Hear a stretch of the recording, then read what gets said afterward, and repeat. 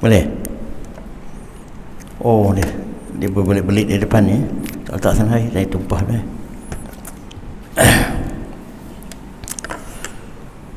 Bismillahirrahmanirrahim. Alhamdulillahirrabbilalamin. Wassalatu wassalamu ala asyrafil anbiya wal mursalin wa ala alihi wa sahbihi ajma'in. Assalamualaikum warahmatullahi ta'ala wabarakatuh. Tuan Imam, Tuan Bilal, Tuan Nazir, Timbalan Nazir, EJK, Datuk Datuk dan sedang hadirin sekalian.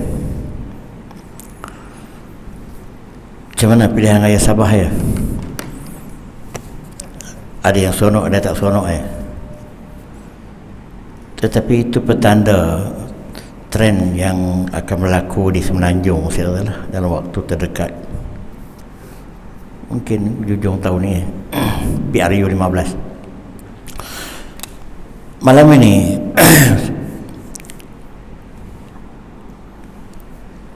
apabila kita bercakap tentang kebahagiaan hidup,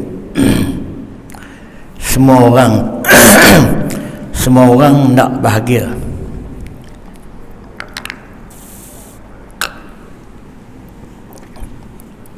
Pernah secara joke Ustaz Abu Bakar Hamzah, orang kuat PAS dalam sekitar 20 tahun dulu atau lebih, dia kata orang yang paling bahagia sekali orang gila. Sebab dia tak pernah sedih, dia biasa je, dia makan minum dia terjamin. Tak adalah kita dengar orang gila tu mati kelaparan kan. Dia tak susah hati, dia tak perlu. Jadi dia yang paling bahagia sekali. Walaupun komen tu komen berbentuk joke, tapi realistiknya tu kadang-kadang ada juga. Kita semua nak bahagia. Apabila refer perkataan bahagia ni, lantas boleh katakan ramai orang bertongkos longus mengumpulkan harta benda yang banyak, berbungkal-bungkal kerana mereka berpendapat, atau walaupun dia tak dakwa begitu, harta benda lah yang boleh membahagiakan dia. Tuhan pun sebut Zuyyina lin-nasi hubbus syahawati minan nisa wal banin wal qanatiril muqantarati minaz zahabi wal fiddah. Sambung lagi ayat itu, lepas itu zalika mata'ul hayatid dunya. Di penghujung ayat itu surah Ali Imran ayat 14. Manusia ni memang Tuhan hiaskan kita ni dengan minat kepada wanita. Dia tak kata wanita minat pada lelaki, sebab yang menggoda lelaki adalah wanita. Sebab itu model orang wanita, model lelaki tak ada ya. Minat kepada nafsu syahwat, orang perempuan, anak-anak yang ramai, dan harta yang berbungkal-bungkal, emas perak. Dan itulah nikmat dunia. Mata'ul hayatud dunia, iaitu harta benda dunia. Sehingga dalam kita mencari kebendaan ini, sampai ramai orang-orang yang lalai mencari kebendaan sampai peringkat di akhir penghayatan hidupnya pun masih berbentuk kebendaan. Sampai ke kubang-kubur orang kata masih kebendaan hidupnya. Ini Tuhan sebut dalam surah At-Takasur, selalu kita baca itu, Alhaakumut takasur hatta zurtumul maqabir. Kamu dilalaikan oleh sikap nak banyak harta, nak banyak semua. At-takasur ni maksudnya kamu nak banyak. Nak banyak harta, nak tinggi pangkat, nak banyak isteri, nak banyak macam-macam banyak, nak banyak duit dan berbagai-bagai, nak banyak. Dan jumlah banyak tu banyak mana? Tak tahu sebut. Sebab Nabi kata manusia ni kalau diberi 2 batang sungai daripada emas pun dia nak yang ketiga, 2 sungai emas. Tak pernah cukup. Kalau kita tanya jutawan-jutawan yang duk ambil rasuah tu, kamu tak cukup ke duitnya? Dia gelak senyum je lah. Kadang-kadang kita tanya, siapalah yang dia orang nak sampai macam ini ni? Kalau kita tengok yang duk ambil rasuah tu orang miskin kan orang kaya. Itulah tuan-tuan sekalian tentang apa sebab Sebab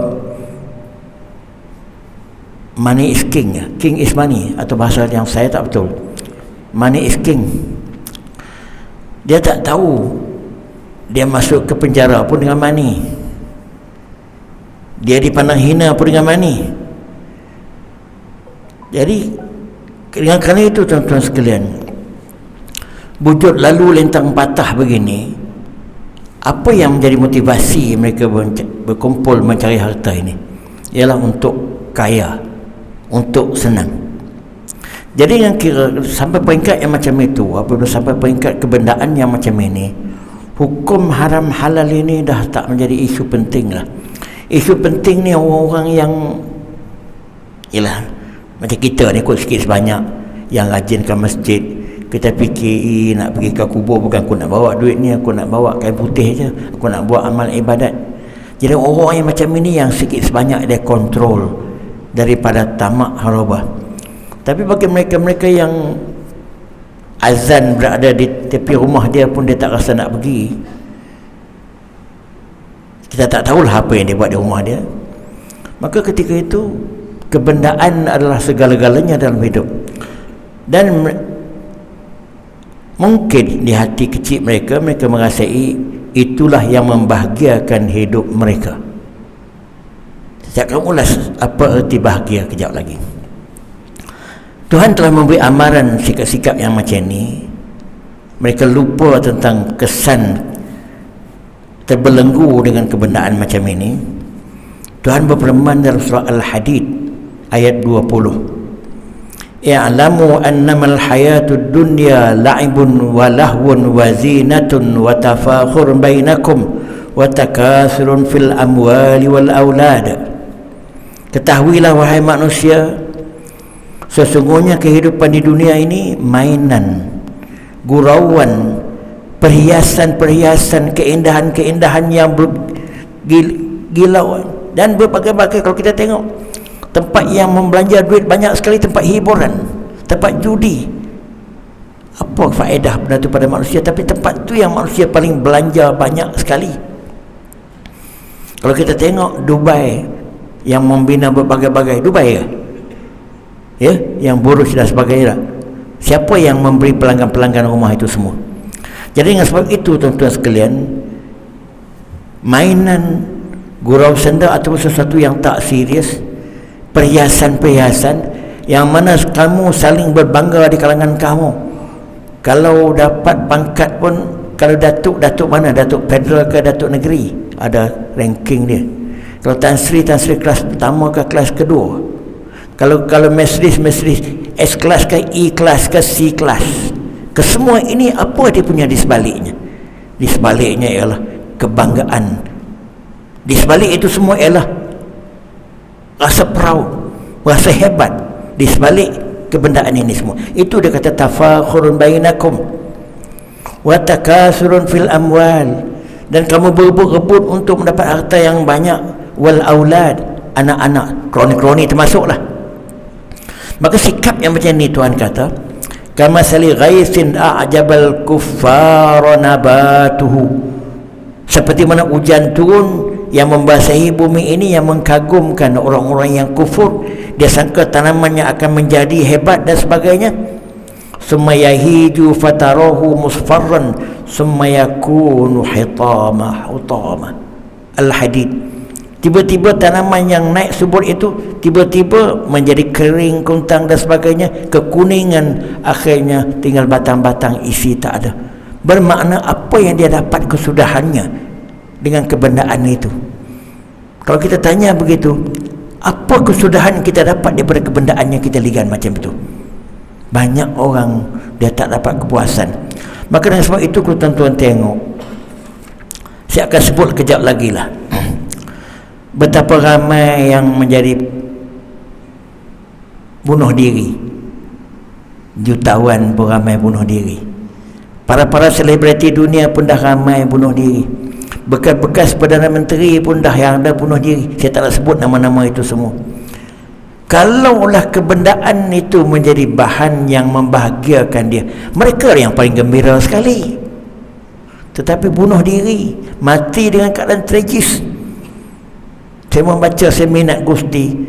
Ahli-ahli Gusti ni kebanyakan mati dalam lingkungan antara 35 dengan 45 tahun.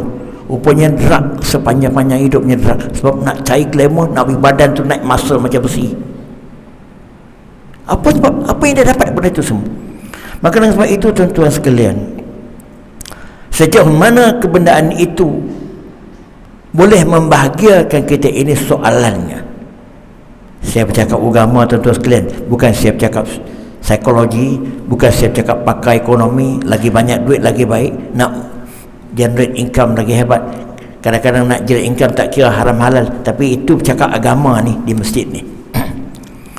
Tetapi akhir-akhirnya, dalam kita mengejar agama yang dalam arti kata wujud lalu lintang patah macam ini, apa yang kita dapat? Tuhan sebut dalam satu ayat lain yang ringkas, surah Ali Imran juga ayat 185, wa mal hayatud dunya illa mata'ul ghurur. Tidaklah kehidupan dunia itu tidak lain, tidak bukan, melainkan keindahan atau nikmat yang menipu kamu.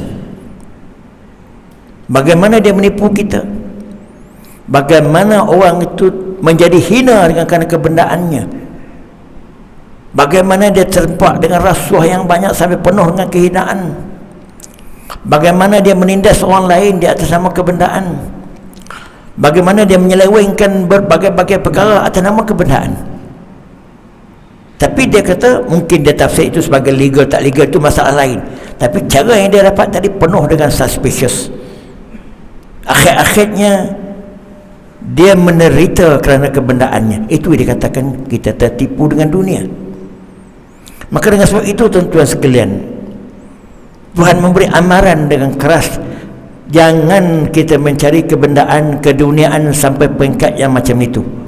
Saya ceramah agama ni, Islam tidak menghalang kita mencari kebendaan, boleh menjadi jutawan, tetapi caranya mesti legal dan perkara yang kita buat tadi mesti halal. Tetapi dalam dunia moden sekarang ini, tuan-tuan boleh tengoklah. Tuan-tuan tengoklah. Mereka-mereka yang berada di singgah sana kejayaan dalam bentuk moden, kita tengok. Mereka-mereka yang diselamuti dengan kebendaan ni, kita tengok. Penuh dengan cerita-cerita yang saya kata tak payah saya jelaskan benda ini. Fakta yang ada di depan mata tu dah membuktikan segala-galanya. Skandal-skandal yang hebat-hebat didedahkan, sama ada di dalam ceramah-ceramah atau di mahkamah, semuanya bersekitar di segi dunia kebendaan. Semuanya bersekitar di segi dunia kebendaan. Sebab itu Tuhan telah memberi amaran dalam surah yang lain, surah Luqman ayat 33. Lepas tu surah Fatir ayat 5. Bunyi ayat tu pendek tapi sama. Fala taghurrannakumul hayatud dunya wala yaghurrannakum billahil ghurur. Jangan sekali-kali kamu tertipu oleh dunia, dan jangan sekali-kali pula kamu terpedaya dengan dunia itu sehingga kamu menderhaka, kamu tidak mentaati Allah. Dalam faktanya banyak begitu. Orang-orang yang menyeleweng, yang mengabaikan agama, tak teringat hukum hakam halal, ialah mereka yang bergelumang dengan kebendaan. Ini realiti yang tak payah kita ulaskan. Memang ada yang kaya-kaya dengan baik, kita tak nafikan. Tapi dalam dunia yang serba bebas macam ini, tuan-tuan tengokkan penedahan-penedahan yang sedang berlaku sekarang ni. Sampai kita tak terbayang lagi kita yang kecil macam ini sampai berada dalam keadaan begitu. Apa sebab? Kebendaan menguasai segala-galanya. Apabila keadaan begini bermaharajalela, maka kesannya kita tanggung sekarang. Kesannya anak cucu cicit kita akan kita tanggung. Jadi mengapa jadi begini? Kerana ramai manusia menyalah tafsirkan konsep kebahagiaan hidup. Lantas mereka sebut bahagia mesti harta nombor satu. Sebut saja bahagia mesti rumah besar. Sebut saja bahagia mesti pangkat tinggi. Sebut saja bahagia mesti gaji besar. Itu yang terlintas di kepala majoriti orang. Orang yang berfikiran lain daripada itu, dia bolehlah, dia tak dapat, dia kata gitulah. Itu semua escapism lah. Dia ceramah macam Ustaz Aisyah malam ni, ceramah escapism. Dan dia tak capai macam itu, dia kata macam itulah. Ini ada orang berselindung di sebalik macam itu. Nasib baiklah saya sikit sebanyak capai juga. Kalau saya tak ada capai apa-apa langsung lah, dia tak dapat, dia kata gitulah. Jadi bahan herdikan, bahan dipelekehkan kerana nilainya nilai kebendaan, bukan nilai kemurnian di sebalik kebendaan. Maka dengan sebab itu tuan-tuan sekalian, pahaman yang macam ini kita akan soalkan kejap lagi sejauh mana kebendaan dia boleh membahagiakan dia. Sebab itu Tuhan telah memberi amaran dalam satu ayat yang agak sinis, dan saya ceramah tempat lain orang agak tak apa-apa nak puas hati lah, iaitu harta benda kita dan anak-anak yang kita banggakan, termasuklah kroni-kroni, tidak semestinya membahagiakan kita. Bahkan harta benda kita dan anak-anak, ataupun kita letak dalam bracket kroni-kroni kita, boleh menjadi bahan fitnah dalam hidup kita. Fitnah ini dalam agama, kalau tak kena kita buat, dia akan memudaratkan kita, menjatuhkan maruah kita. Kalau kena baik, benda itu menjadi baik. Tuhan sebut dalam satu ayat, wa'alamu annama amwalukum wa auladukum fitnah innallaha indahu ajrun azim. Surah Al-Anfal ayat 28 dan surah At-Taghabun ayat yang ke-15. Ketahuilah wahai manusia, sesungguhnya harta benda kamu dan anak-anak kamu boleh menjadi fitnah kepada kamu. Sesungguhnya di sisi Allah itu ganjaran yang lebih besar daripada itu. Bermakna janganlah kamu dengan kerana anak, dengan kerana harta benda, kamu lupakan Allah, sedangkan ganjaran di segi Allah terlebih. Fitnahnya begini tuan-tuan sekalian, kalau kita tengoklah, saya dah bertemu dengan banyak kawan-kawan saya. Dia kata, saya Ustaz, saya boleh mati lah dengan anak saya tu. Anak dia menjadi, saya malas cakap lah, ada masalah. Saya pun macam ni, boleh mati dengan anak saya ni. Tapi dengan kehendak Allah, 2 tahun kemudian dia meninggal sungguh. Saya bertemu bual dengan seorang bapa yang anaknya menjadi penagih dadah. Saya Ustaz, saya doa bagi anak saya tu mati Ustaz. Hidup pun tak guna apa-apa pada saya. Itu anak yang menjadi bahan kebanggaan kita, yang menjadi aset kepada kehidupan kita, yang kita sebut waja'alna Rabbana apa ni, min azwajina wa dzurriyyatina qurrata a'yun, kita baca tu, Rabbana hab lana min azwajina wa dzurriyyatina qurrata a'yun. Ya Allah Tuhan kami, berilah kepada kami cahaya-cahaya mata. Maksud anak-anak, anak yang sepatutnya menjadi cahaya mata kepada kehidupan kita, tapi anak itu menjadi misery kepada kehidupan kita apabila terdedah benda-benda begini. Bapaknya sendiri mendoakan anaknya itu mati, pak anak yang tidak memenuhi kehendak dia. Sebab itu dia kata fitnah. Tapi betapa banyak orang yang bahagia dengan anak-anak, anak soleh, anak yang mengingati dia, anak yang membela dia. Itu cahaya mata. Dia panggil qurratu a'yun, anak yang menyebabkan dia begitu berlenang air mata kesayuan melihatkan anaknya yang bahagia. Manakala harta pula, dia kata harta kamu boleh menjadi fitnah kalau kita dapat secara illegal. Itu kes sekarang seperti saya sebut tadi. Betapa banyak orang menjadi hina dengan kerana kebendaan yang dia dapat. Orang tahu harta yang dikumpulnya tak sepadan dengan sos income yang dia dapat, orang jebeh je, walaupun dia tak didakwa, tak dia apa, tapi orang jebeh je.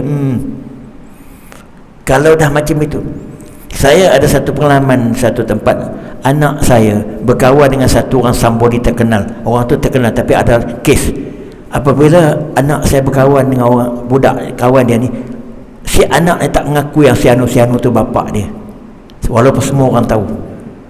Anak sendiri tak mengaku kata itu bapaknya, sebab bapak tu dah terdedah dengan skandal-skandal dalam hidupnya. Saya cakap umum sebagai contoh. Jadi itu sekali. Sebab tu dikatakan sesungguhnya harta benda kamu dan anak pinak kamu boleh menjadi fitnah kepada kamu. Tapi kalau harta yang legal, harta yang syar'i, harta yang elok, kita senang lena, orang hormat kita. Kita kata 2 orang yang dia dapat harta yang elok, halal, Orang tahu semua. Dia pula bersedekah, berinfak.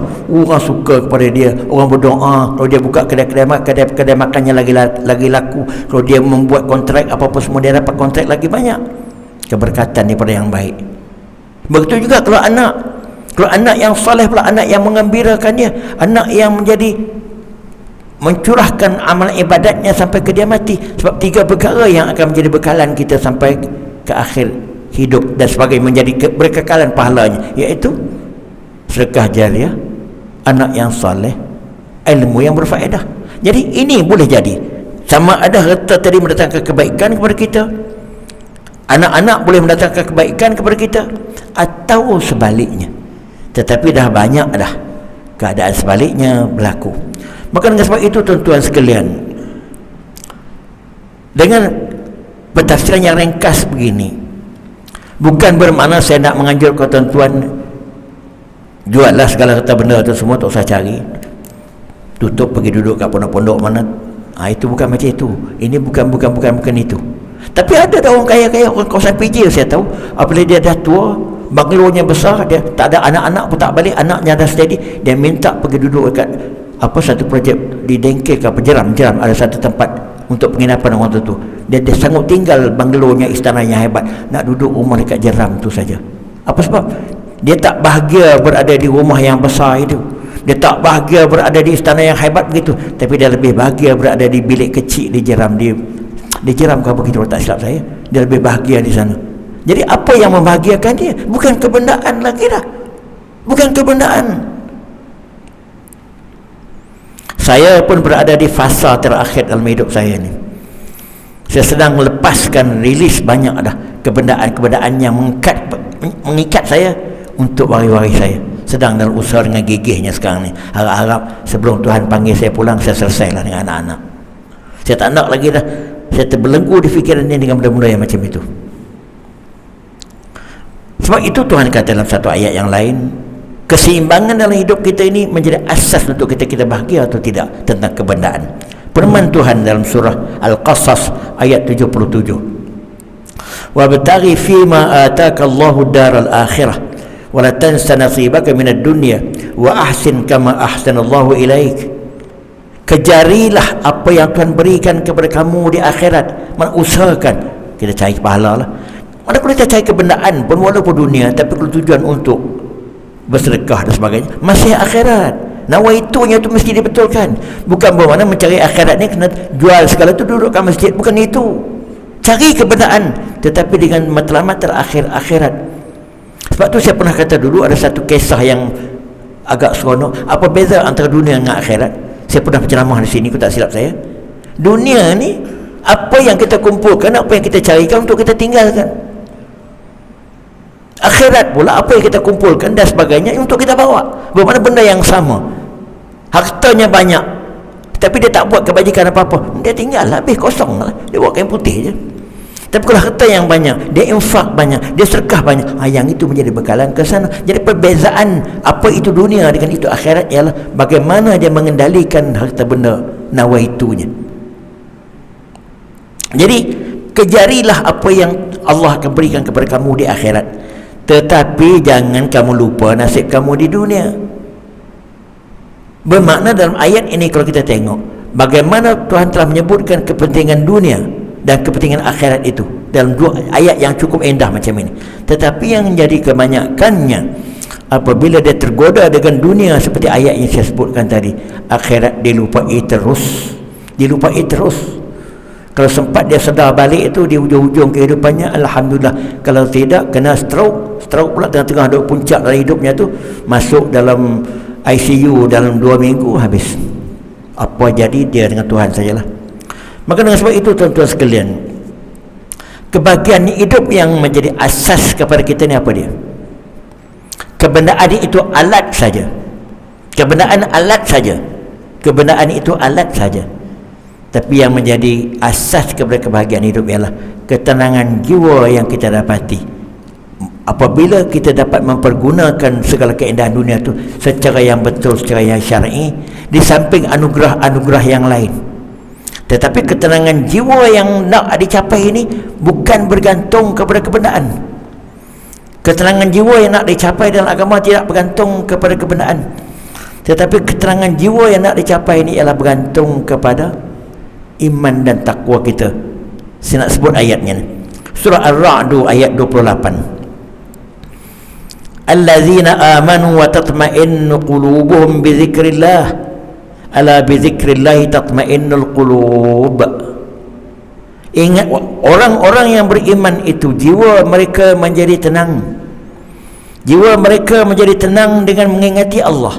Mengingati Allah ni bukan tasbih saja. Segala tingkah lakunya bersandarkan Tuhan izin atau tidak. Secara formal melalui amal ibadatnya, secara tak formal hidupnya dikawal oleh hukum hakam. Tak boleh aku tak buat, boleh aku buat.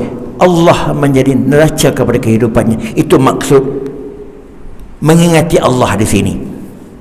Bukan mengingati Allah sini dalam bentuk zikir sepanjang masa, bukan begitu.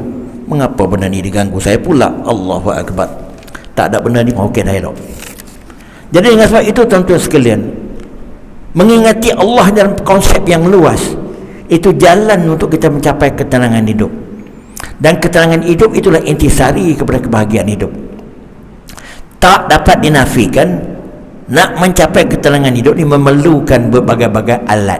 Maka perlu rumah sihat, perlu pendapatan yang stabil, perlu isteri yang saleh. Bahkan satu hadis dia katakan 3 perkara yang boleh membahagiakan kita: isteri yang saleh, rumah yang luas, kenderaan yang selesa. Ada hadis sahih. Dengan sebab itu kebendaan perlu, tetapi nawaitu kepada kebendaan itu yang menjadikan benda itu bahagia. Maka dengan sebab itu, kalau kita masih resah gelisah walaupun diselamuti oleh kebendaan yang banyak, maka something wrong lah kepada bagaimana keadaan kita.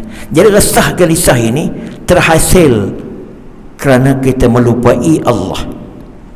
Saya akan ulaskan benda itu kejap lagi. Jadi dengan sebab itu tuan-tuan sekalian, apabila kita tidak menjadikan asas untuk kita mencapai kebahagiaan dengan kembali kepada beriman kepada Allah, dan hasil daripada beriman kepada Allah itu, dia akan mencernakan pendapatan yang halal, dia akan mencernakan hubungan kemanusiaan kita baik, dia akan mencernakan kita jaga kewajipan-kewajipan sosial kita. Kesemua ini mendatangkan orang berkenan kepada kita, orang senang kepada kita, jiran tetangga suka kepada kita. Kebendaan asalnya, tapi oleh sebab kebendaannya dikawal oleh keimanannya, maka kebendaan itu mendatangkan kebahagiaan pada dia. Tapi kalau yang si kedekut, yang bakhil, yang angkuh, walaupun kaya raya, yang tak peduli jiran dan sebagainya, dia akan di pulau dah, akan dijebeh gitu aja. Kebendaan sama-sama milik kebendaan, tapi satu orang kebendaan membahagiakan dia, satu orang lain kebendaan menjadikan dia derita. Mengapa jadi dua perbezaan ini? Yang satu yang bahagia tadi, hidupnya dikawal oleh keimanan dan ketakwaannya, maka dia mengatur kehidupannya di atas asas keimanannya, walaupun dia mempunyai kebendaan yang banyak. Manakala yang tidak ada keimanan, maka kebendaan itu ikut nafsu dia. Itu yang timbul kesan-kesan sampingan. Maka dengan sebab itu tuan-tuan sekalian, Tuhan telah menegaskan dengan tegas tentang kebahagiaan ini bergantung kepada keimanan kita yang terselah dalam berbagai-bagai tingkah laku hidup kita. Tuhan berfirman, "Man 'amila salihan min zakarin aw unsa wa huwa mu'minun falanuhyiyannahu hayatan tayyibatan wa lanajziyannahum ajrahum bi ahsani ma kanu ya'malun." Surah An-Nahl ayat 97. Sesiapa yang buat baik, buat amal saleh, sama ada laki-laki atau perempuan, mana buat baik, dan dia beriman, dia syarat. Buat baik saja aku tak beriman, Tuhan kata amal tu tak dinilai, jadi terbang habis saja. Di dunia okey, di akhirat tak dinilai satu duit. Jadi mesti asasnya beriman, dia buat baik yang dipandu oleh iman. Falanuhyiyannahu, pasti kami memberikannya kehidupan yang bahagia di dunia, hayatan tayyibatan. Pasti ada fa sini, fa yang sababiyah atau fa yang ijabiah kepada man, syarat tadi bahasa Arab segi tafsirnya. Maka pasti kami akan memberikannya kebahagiaan hidup di dunia, hayatan tayyibatan, wala najziyannahum ajrahum, dan pasti kami membalaskan pahala kepada mereka di akhirat bi ahsani ma kanu ya'malun, lebih baik lagi daripada apa yang dia capai di dunia. Dah di dunia telah dijamin oleh Tuhan dia akan hidup bahagia, di akhirat Tuhan janjikan pahala yang lebih lagi daripada itu di akhirat. Ini yang kita nak, pencapaian kita dalam hidup. Saya membuat revision yang macam ini dalam kehidupan saya. Sebab itulah saya cuba nak riliskan sangkutan saya kepada kebendaan tadi. Saya tak nak saya terbelenggu dengan sikit sebanyak kebendaan. Cara yang saya dapat, kejap lagi kalau sempat, saya elakkan hutang, langsung tak nak terlibat dengan hutang. Sejak dah sekian-sekian lama, saya berhutang kepada anak saya pun saya bayar macam mana saya berhutang pada orang lain. Kalau saya terambil, mari bapa nak ambil dalam RM5 sebab bapa, saya balik saya bayar segera. Saya tak nak sangkut. Sebab bila dia berpisah dengan kita menjadi komitmen sama dengan orang lain. Itu kalau tak percaya tanya isteri saya lah. Memang saya buat begitu. Dengan sebab itu anak-anak dengan saya pun dia tak sembrono nak minta duit saya. Saya tak pernah menghadapi problem dengan anak-anak, dia tak sembrono meminta duit pada saya walaupun dia tahu saya ada sikit sebanyak duit. Sebab saya menawarkan duit terlebih dulu sebelum dia minta. Sama dia nak beli rumah atau dia nak beli benda lain. Jadi itu saya mengawal tentang kebendaan, sebab itu menjadi asas harmoni hubungan antara saya dengan anak-anak. Bermula daripada situ. Tetapi mereka yang tidak beriman, tidak menjadikan paksi iman itu sebagai asas menentukan halat tuju hidupnya, hanya bertumangkan semata-mata kepada kebendaan yang banyak. Firman Allah Tuhan sebut nak beritahu ni, fa imma ya'tiyannakum minni hudan faman ittaba'a hudaya fala yadhillu wa la yashqa wa man a'rada an zikri fa inna lahu ma'ishatan danka wa nahsyuruhu yaumal qiyamati a'ma. Surah Taha ayat 123 124. Sesungguhnya akan datang kepada kamu daripada aku, wahai manusia, akan sampai kepada kamu daripada aku, Tuhan kata, petunjuk apa? Siapa yang ikut petunjuk aku, Tuhan kata, ikut yang jalan aku tunjuk melalui Rasulullah, dia tidak sesat dan tidak menderita. Dia tidak sesat, tidak menderita. Saya terjemah direct ni. Yashqa itu adalah menderita. La yadhillu, tidak sesat. Wa man a'rada an zikri, siapa yang berpaling daripada mengingati aku, maknanya lupa aku, tak hirau aku pun ataupun derhaka kepada aku, fa inna lahu ma'isyatan danka, maka baginya kehidupan yang penuh dengan sengsara di dunia ini. Ini ayat yang betul-betul susah kita nak boleh petikai apa-apa lagi lah. Maka baginya kehidupan yang sengsara di dunia. Wa nahsyuruhu yaumal qiyamati a'ma, dan di akhirat kelak kami akan bangkitkan dia dalam keadaan buta. Ada lagi lepas itu, tapi nak sebutkan di sini bagaimana tegasan Tuhan hidup di atas petunjuk Allah, beriman, dia tidak sesat dan tidak derita. Sebaliknya, hidup yang menyeleweng, lupa Allah dengan berbagai-bagai sifat yang mungkar, maka kehidupannya sengsara. Saya tengok banyak dah orang yang senang lenang. Waktu saya pergi di universiti dulu, saya terlibat dalam kaunseling, yang datang menjumpa dengan kami dengan problem-problem keluarga ni bukan orang sebarangan, orang berpangkat, tapi datang dua mutokar berasingan. Seorang bawa BMW, seorang bawa Mercedes, suami isteri. Dia tak bahagia dengan Mercedes dia tak bahagia dengan BMW dia. Apabila dia tribut cerita macam itu, kami dapat buat kesimpulan, kehidupan mereka tidak dipandu oleh hidayah Allah, tidak dipandu oleh iman dan takwa. Kehidupan mereka penuh dengan nilai-nilai kebendaan, nilai keduniaan. Itu yang saya dah dapati dengan fakta. Maka dengan sebab itu, tuan-tuan sekalian, sebelum terlewat, bukan saya suruh jual harta benda, tidak.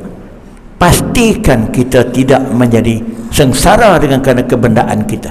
Kita tidak terderita dengan kerana anak-anak kita. Kita tidak terderita dengan akaun-akaun kita. Pastikan kita nak bahagia dengan anak-anak kita. Kita nak bahagia dengan kebendaan kita. Kita nak bahagia dengan akaun-akaun kita. Caranya mesti berteraskan iman dan takwa kita di dalam handling benda ini semua, di dalam kita nak menguruskan benda ini semua. Sebab benda itu semua akan memberi kesan kepada kita. Kalau tuan-tuan tak tengoklah, tuan-tuan tak percayalah, orang-orang yang aktif waktu dia umur 40-an 50-an tu, kerana sibuk kehidupannya penuh dengan kejap-kejap meeting, kejap-kejap itu, darahnya naik. Dia kata lepas-lepas dia pencen release segala-galanya, normal darahnya, dia kata. Banyak cerita macam ni, bukan saya buat cerita ni. Bagaimana kebendaan itu bukan semestinya membawa kebaikan. Bukan saya suruh menolak, tetapi bagaimana kita menghadapinya. Maka limitasinya, jangan kita membiarkan kita diperkosai oleh keduniaan kita. Jangan kita membiarkan kita diperkosai oleh harta benda kita yang sepatutnya membahagiakan kita, tapi kita derita dengan kerana kebendaan kita. Kita derita dengan kerana anak-anak kita. Kita derita dengan kerana tingkah laku kita, kerana kita salah mengendalikan kebendaan keduniaan kita. Itu maksud saya. Apabila kita gagal mencari formula ini, setakat pergi jumpa pakar psikologis, dia tak boleh selesai. Jadi akhir-akhirnya bagi orang yang tak beriman, cara dia nak hilang tensionnya minum arak. Cara nak hilang tensionnya isap okok sampai tak putus-putus. Ya tak? Tuan-tuan kena. Banyak kau macam tu. Dia kata, aku tak ada okok, mami, tak boleh, tension dia tertegang. Tuan-tuan tengok. Itu penyelesaian mereka. Jadi dengan kerana itu, kita yang, kalau tidak, di mana peranan agama? Di mana peranan iman dan takwa kita yang boleh menyelamat kita dunia akhirat? Kita tak akan terasa faedahnya. Kita tak akan terasa nikmatnya kalau kita salah mempergunakan. Bagaimana kebahagiaan itu dalam konteks iman dan takwa ini berperanan untuk hidup kita? Maka dengan sebab itu, orang-orang yang beriman macam ini, dia akan mencapai ketenangan jiwa yang amat sangat. Ini yang Tuhan sebutkan selalu dibaca waktu orang tu dah nak mati ataupun dalam tahlil. Ya ayyatuhan nafsul mutmainnah, irji'i ila rabbiki radiyatan mardiyah, fadkhuli fi ibadi wadkhuli jannati. Surah Al-Fajr ayat 27 dan 30. Wahai jiwa yang tenang. Jiwa mana? Orang yang nazak lah kita kata. Wahai jiwa yang tenang. Maksud jiwa yang tenang dalam hidupnya, dia telah beriman dengan Allah, dia melakukan yang terbaik yang Tuhan suruh, dia mengelakkan benda yang maksiat, dia tidak terbelenggu dengan kerana kebendaan, hidupnya menjadi tenang. Sehingga Tuhan kata kepada jiwa yang macam ni, dia tak kata kepada wahai manusia, dia kata jiwa yang tenang. Maknanya yang nak mencapai ketenangan ni jiwa dia, bukan badannya yang cantik tu. Sebab tu ketenangan ni daripada jiwa. Wahai jiwa yang tenang, kembalilah kamu wahai jiwa yang tenang kepada Tuhanmu. Kepada orang yang dekat nak mati tadi, kamu kembalilah kepada Tuhanmu dengan penuh keredaanmu. Orang tu akan puas hati. Dia akan puas hati betul-betul kerana dia telah berada dalam ketenangan dan mardiyah. Dia pula diredakan oleh Allah. Dia redha dengan apa yang dia terima dan dia pula diredakan oleh Allah. Fadkhuli, maka Tuhan kata kepada jiwa ni, masuklah wahai jiwa yang macam ini, fi ibadi, di kalangan hamba-Ku. Semua kita ni hamba, tapi mengapa Tuhan kata kepada jiwa yang macam ni saja? Seolah-olah jiwa ini saja yang akan mendapat kebaikan. Orang hamba yang macam ni saja yang dikategorikan sebagai hamba yang mendapat ketenangan. Yang lain-lain itu hamba saja je lah. Seolah-olahnya gitu. Seolah-olahnya gitu. Maka masuklah wahai jiwa yang tenang ini di kalangan hamba-hamba-Ku. Dan lepas pada itu, masuk ke mana? Masuklah ke dalam syurga-Ku. Di dunia dia mencapai kebahagiaan, di akhirat Tuhan pelawakan dia sebagai hamba yang berjaya, dan Tuhan silakan masuk ke syurga.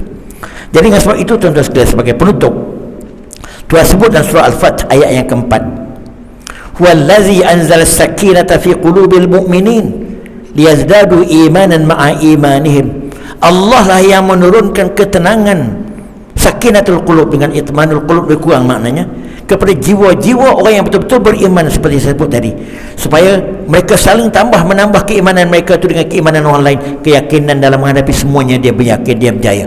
Maka sebab itu tentu sekalian, dalam ceramah yang ringkas begini, saya nak cuba tonjolkan keimanan, kebahagiaan kita tidak tergantung kepada kebendaan kita, walaupun dia boleh menjadi alat untuk membahagiakan kita, tetapi anchornya mesti kita berada di atas asas iman dan takwa.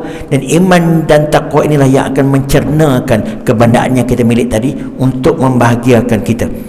Kalau tidak, kalau tanpa iman dan takwa, walaupun harta benda yang banyak, anak yang banyak, tapi dia tidak mencernakan kebahagiaan, bahkan dia menghasilkan kesengsaraan. Wabillahi taufiq wal hidayah. Wassalamualaikum warahmatullahi taala wabarakatuh.